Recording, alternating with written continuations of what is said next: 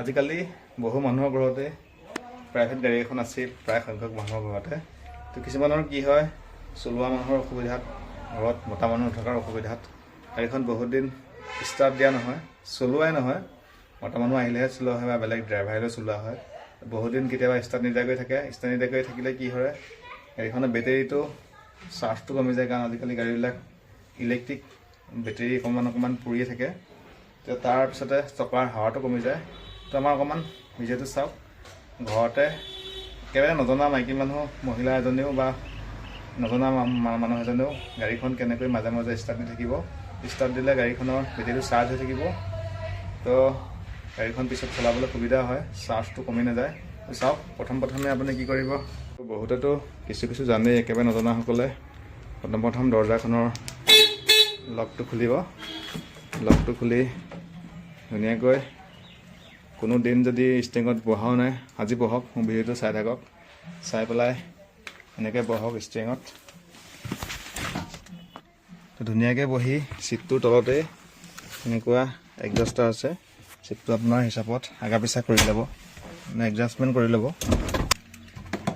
দৰজাখন মাৰি লৈ, তো বহুতৰ আজিকালি নতুন গাড়ীবিলাকত কি হৈছে, চাবি সেইটো ৰিম'টৰ ষ্টাইলত চাবি ভিতৰত সোমাই আছে, কিন্তু চাবি ষ্টাৰ্টৰ প্ৰয়োজন নহয়। কাষতে ষ্টাৰ্টটো থাকে। বহুতৰ এইকাৰণে হেণ্ডেলত ইয়াতে চাবি চিষ্টেম থাকিব। তলৰ ফালে মন কৰিব, বাওঁহাতৰ ডাল ক্লাছ, মাজৰডাল ব্ৰেক, এইফালে ৰাইট চাইডৰ ডাল এক্সেলেটৰ। একদম খুব সাৱধানে ব্যৱহাৰ কৰিব লাগিব। প্ৰথম আপুনি বাওঁহাতৰ এই ক্লাছডাল হেঁচা মাৰি ধৰক। ধৰি যদি এনেকুৱা হয়, এইটো বটন দবাব, ষ্টাৰ্ট হৈ যাব। যদি চাবি থাকে, চাবি এনেকৈ চেল্ফ কৰিব, অলৰেডি ষ্টাৰ্ট হৈ গ'ল। ষ্টাৰ্ট হোৱাৰ পিছত আপুনি বিশেষকৈ গিয়াৰডাল চাব। এইটো লেভেলত আপোনাৰ ধুনীয়াকৈ কোনো জাম নোহোৱাকৈ এফালে সিফালে গৈছেনে নাই, তেনেকৈ আগলৈ গিয়াৰ লাগিব, পিছলৈ গিয়াৰ লাগিব।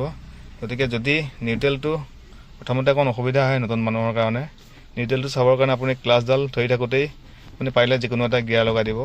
তো 1 নম্বৰ এনেকৈ দিলে, বাওঁহাতলৈ ঠেলি এনেকৈ আগলৈ দিলে আমাৰ ইণ্ডিয়ান গাড়ীবিলাকৰ 1 নম্বৰ গিয়াৰ লাগিল। তো যদি কাৰোবাৰ সন্দেহ থাকে নিউট্ৰেল হোৱা নোহোৱা, গিয়াৰটো লগাই লাহেকৈ চুই দিব, এনেকৈ মাজত ৰৈ যাব, যে ক্লাছডাল এৰি দিয়ক। এনেকৈ পাৰিলে 5-10 মিনিটমান আপুনি প্ৰতি সপ্তাহ বা 10 দিনৰ মূৰে ষ্টাৰ্ট কৰি ৰাখিব। তেতিয়া বেটেৰীটো চাৰ্জ হৈ থাকিব নচলালেও। তো যদি নতুনকৈ আকৌ চলাবলৈ আৰম্ভ কৰে বা শিকিবলৈ ইচ্ছা কৰে, লাহেকৈ ক্লাছডাল ধৰিব। তো আগত দেখাইছিলোঁ 1 নম্বৰ কেনেকৈ লাগে। 1 নম্বৰ গিয়াৰটো এনেকৈ দি আগলৈ দি, আপুনি এক্সেলেটৰ ব্যৱহাৰ কৰিব নালাগে যদি একেবাৰে নতুনকৈ শিকে। কোনো অসুবিধা নাই, ভয় নকৰিব। হেণ্ড ব্ৰেকডাল লাহেকৈ এনেকৈ নমাই দিব। নমাই আপুনি লাহে লাহে ক্লাছডাল এৰিব। লাহে যিমান পাৰে সূক্ষ্মভাৱে ক্লাছডাল এৰিব। চাব লাহেকৈ আগলৈ আগবাঢ়ি গৈছে, এনেকৈ আগবাঢ়ি যাব। আৰু যদি কাৰোবাৰ গেৰেজৰ সন্মুখত বন্ধ থাকে, আগলৈ যাব নোৱাৰে, ঠিক 1 নম্বৰ দৰে 1 নম্বৰটো যিধৰণে এনেকৈ বাওঁ হাতে দি আগলৈ, তো তাৰ ওলোটাটো ৰিভাইজ, পিছলৈ যোৱা, যে সোঁহাতত ঠেলি 1 নম্বৰত নাথাকে পিছলৈ দিলে, সেই গাড়ীখন ধুনীয়াকৈ লাহে ক্লাছ এৰিলে পিছলৈ যাব। তো এনেকৈ লাহে কিছুদিন কৰাৰ পিছত আপুনি নিজে আয়ত্তকৈ গাড়ীখন চলাব পৰা হ'বগৈ। তেনেকৈ ট্ৰাই কৰি থাকিব পাৰে যদি ঘৰত কোনো চলোৱা মানুহ নতুনকৈ শিকিবলৈ ভাবে। যদি অসুবিধা পায়, ভিডিঅ'টো আকৌ কৰি চাব, তো কাৰোবাৰ বাবে লাভজনক হ'ব। এনেকৈ চেষ্টা কৰি আমাৰ বৰ্তাও চলাব পৰা হৈ গৈছে। চলাহে মাজে মাজে ন, এইয়া সেইটো ওলাই থকা নাই ন, ল' প্ৰেচাৰটো ওলাই আছে, চলিলেহে দেখাব। ইফালে ঢিপ মাৰি আছে, লেফ্ট চাকা দিছেনে? এই লেফ্ট চাইডৰ চকাটো ঢিপ মাৰি আছে নহয়, সেইটো কমি আছে মানে। সিফালেতো লেফ্টটো হেণ্ডব্ৰেক লাগি আছে হ'বলা। এতিয়া ওলাবনে না, ডিছপ্লেত চাব লাগিব। এইয়া লাহে পৰা হৈ গ'ল,